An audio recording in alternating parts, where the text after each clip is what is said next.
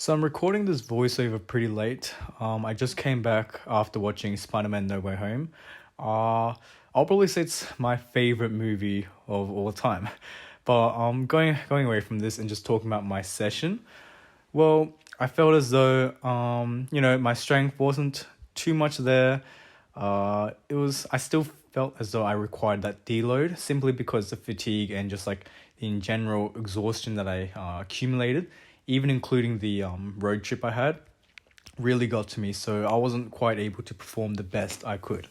Other things I wanted to mention was learning from people that have commented in my comment section.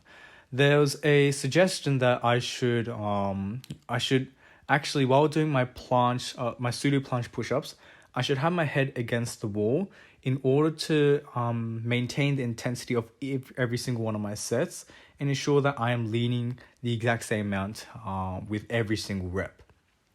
Now, I didn't quite do it next to a wall, but I did put my head in front of a bench to give that as a guidance to compensate for that clear line or the body line that I had to maintain.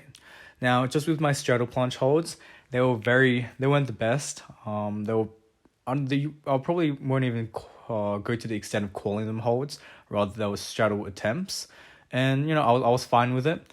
I felt rather fatigued after my back workout yesterday as well. So there is that compromise between sacrificing other sessions or other body parts in order to maximize your performance and progression in one particular field. In my case, the planche. So I guess there's a balance to that. I'm kind of looking at the planche in a long-term investment. So I kind of want to improve my all-round fitness alongside the planche rather than just purely focusing on the planche. I've done that before. I've invested a whole good 2 months solely on the planche. That got me somewhere. I regressed a lot, and I completely regressed in my other fields. So there's a lot to. I've learned a lot from that.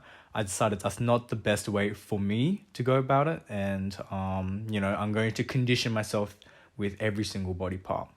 Now, another thing someone else mentioned was to keep my body very vertical when doing my handstand push-ups. So in my last session, my form was pretty poor. I guess it recruited a lot more my chest or my pectoral muscles, specifically because of the slanted motion and how I wasn't maintaining the vertical position that puts the majority of the load on the shoulders. So I decided to emphasize that vertical manner a lot more in these sets, and just to make sure I was really hitting those shoulders properly. Now, overall, holistically, this session was still a deload. I cut every single one of my sets, but I maintained the integrity of the rep schemes just to ensure I was keeping the intensity the exact same. Yeah, that was basically it, and I'll finish it off here.